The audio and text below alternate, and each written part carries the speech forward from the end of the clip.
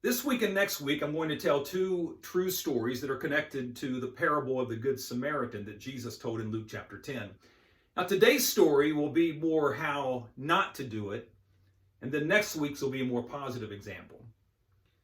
But this couple was staying for a week at a resort up in New Hampshire, and during that time, they got to know the handyman there decently well.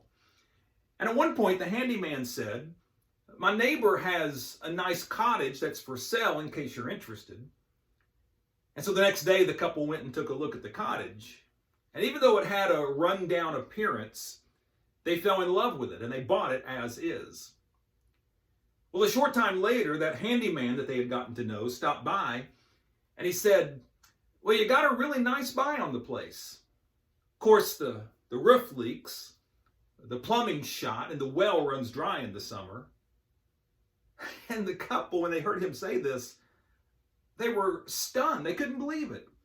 They said, "Well, why didn't you tell us all this before we bought the cottage?" And the man looked at them very matter-of-factly and he said, "Well, we weren't neighbors then."